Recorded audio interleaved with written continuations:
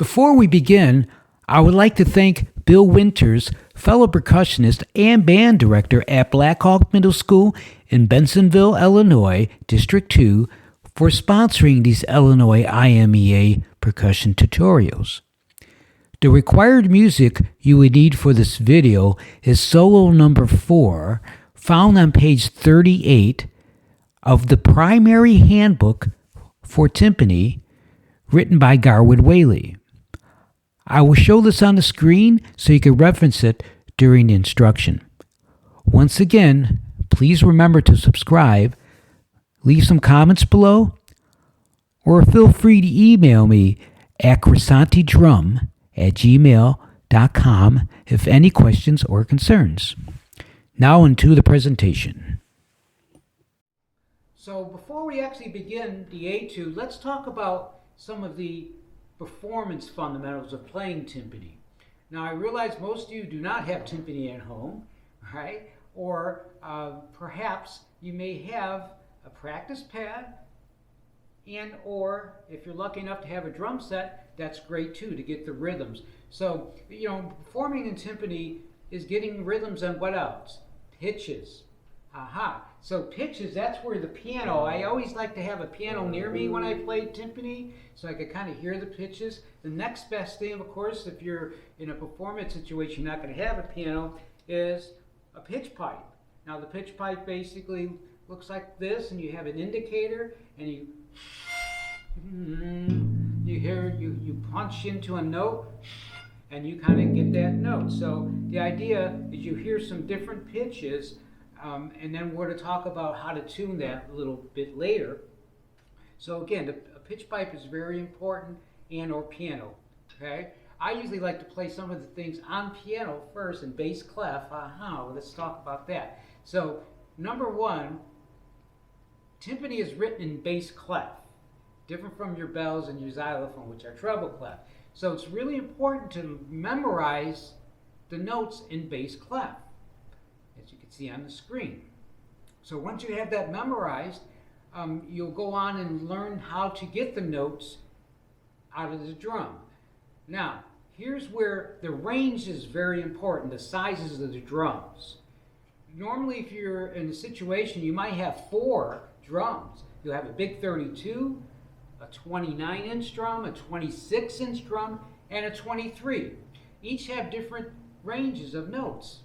So if I have a 32 big drum, right, it goes from a low D to an A. A 29-inch drum is F to C. A 26-inch drum, B flat to F. And then a 23 is D to A, which is an octave higher than your 32. So it's very important to know the range. It's nothing worse than trying to get a note out of a drum and you realize you can't.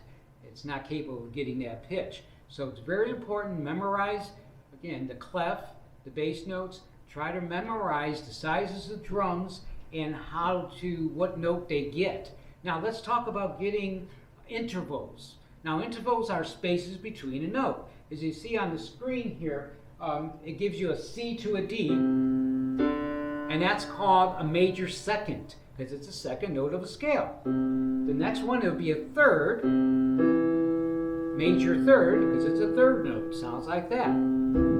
Okay, a perfect fourth is very important in timpani. You'll hear either C to an F. Okay, that's a perfect fourth. A perfect fifth is C to G. And a sixth is C to A, although, again, sometimes it's really hard to get that sixth note out of a timpani because you're stretching the head and it just doesn't, it sounds kind of thin. So of course you get the notes in between.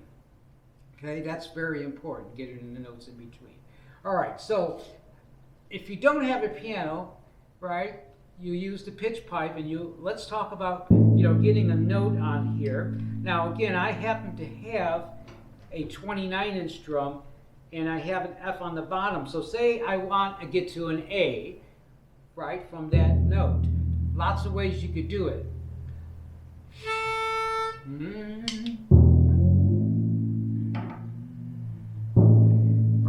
don't really bang the drum, I tap the drum, or sometimes I'll hum into it.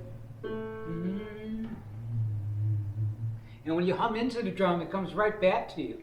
It's pretty amazing. So humming into the drum, tapping it, really you get your pitch.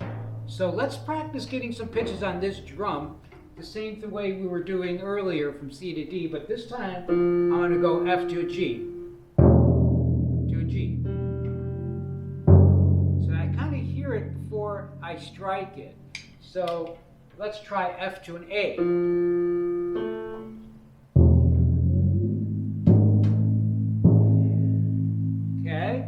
F to a B flat, perfect for it.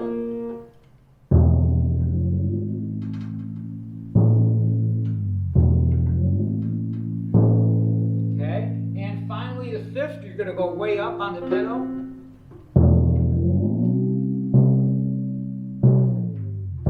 So what I probably forgot to mention is that the lowest note on the drums, which was an F, as I mentioned earlier, but you know, the lowest note is when the heel's down and the pedal's up. So let's not get that mistaken. So again, the heel's up, down, sorry, pedal is up, and you're pretty much kind of doing that. I know we all like to do that, right, for fun. But this is capable of, you know, doubling the brass, you know, which I think eventually, or actually earlier days of timpani with Beethoven, he would accent the brass with the timpani, same note. So you're pretty much playing with them a lot of times. So that's why timpani is usually set by the brass. Because a lot of times you're accenting what they're doing. Now, speaking of accenting and things like that, remember timpani, you don't have to bang the drum to get a good sound. You pull the sound out. Okay? Now, what does that mean? How to get a good sound on the drum? Well, as I mentioned earlier about perhaps the mellets, this solo here requires you to play, you know, staccato mellets, which are short, okay, short sound. Whereas sometimes you'll have like general ones, which are a little heavier, puffier, right? So staccato means it's like real short sound, and I get that sound by holding a different way. Let's talk about the grips. I like to hold what we call the French grip, where you grab between the index finger and the thumb, and you're up like this, right? So you kind of do that. Now, there's nothing wrong with playing German grip, nothing at all. However, I just feel more comfortable doing that, and you get a nice sound out of doing that, pulling it, hold tight between that thumb and index finger. Now, the next thing we'll do is do the rolls. Let me get back in.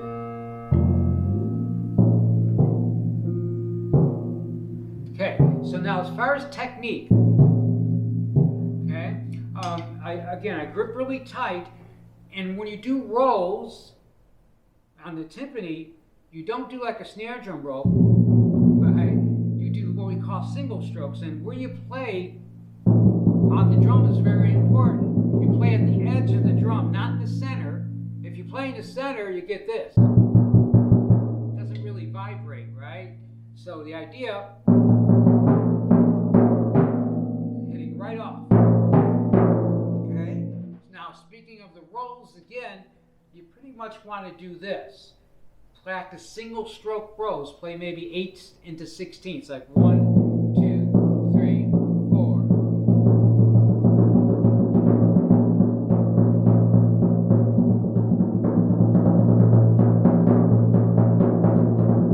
Right? Get a nice sustaining sound and kind of hold that out. All right? And that's really important, getting the rolls. Now, sometimes when you have to go really fast to each drum, right? I use what we call crossovers, and that's part of playing a lot in timpani. Crossover means you just basically cross over right over left, and in the music, you'll see like an X with a circle right above, or actually next to the note, and that tells you when you're supposed to cross. So, for example, if I want to do a right-hand crossover, it will go.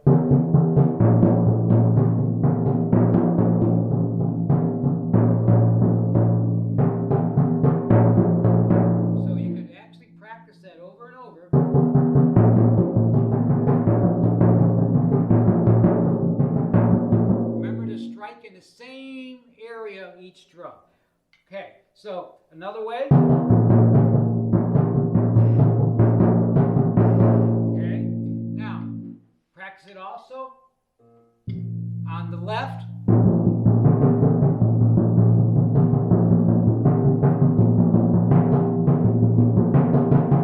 Okay, so let's kind of talk about where these crossovers happen in the music. Okay, measure 2 coming out of a row, you have, oops, sorry, and you want to get there really fast. Now, there's nothing wrong with going, but it seems that extra work, whereas the right hand can get there after a row. So maybe practicing a row, cross. So you got,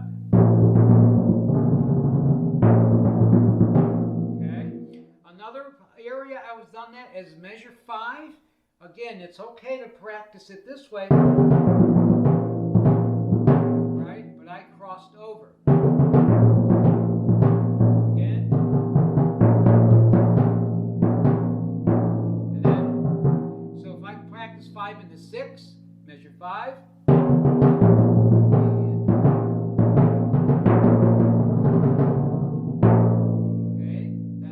Crossover, and then if you look at the very last line, I use a bunch of them at 20 through 24. So here's 20 through 24.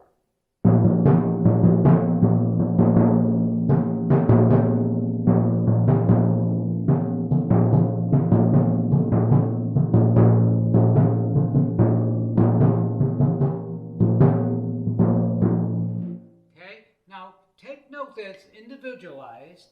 You really don't have to, but I think it's really easier. And again, the main thing is tempo, right? Getting the tempo correct, getting a smooth transition into drums. So I would say the hardest thing to do is, I think, tuning the timpani as well as crossing over and getting a good sound. So remember, don't bang the drum, play the drum. Okay, it's one good thing to remember. Okay, so now, another thing too about intervals, I wanted to go back. Always practice getting intervals between the drums. So right now, you have 1 through a 5th, ba, ba. So maybe you could practice an A, here's an A, to a D.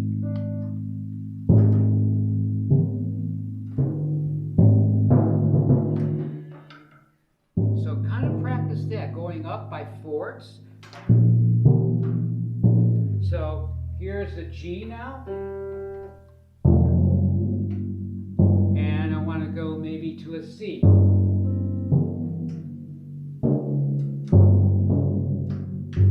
So this takes a lot of practice, but it's well worth it to do. So let's play through the solo now.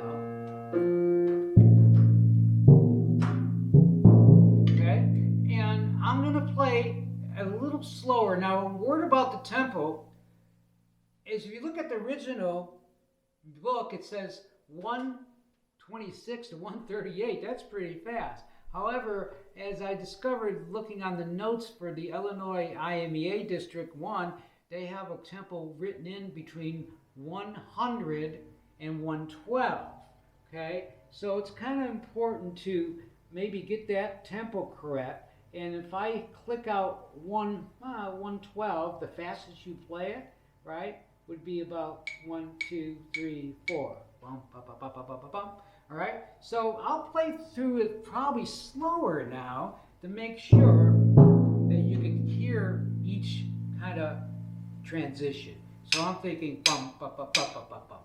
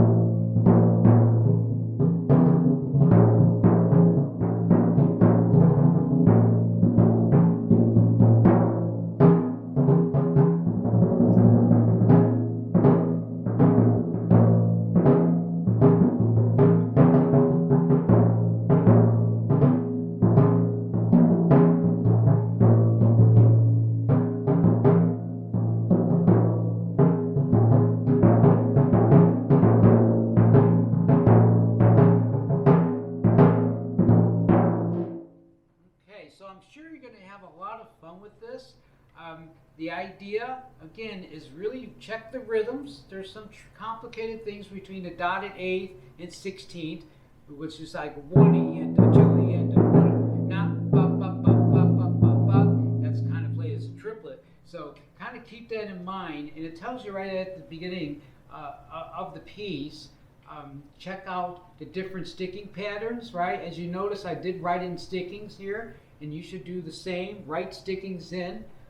Practice rhythm accuracy, which means if you have to play one thing over and over, do it. You know, triplets, 8 notes, 16ths. You're going to find that timpani is a really rewarding experience because now you're becoming a musician, right? You have to tune the drums, and you have to stay in tune with the orchestra, and it's a great learning experience, and I'm sure you're going to have fun with this one. So good luck, and again, have fun playing percussion.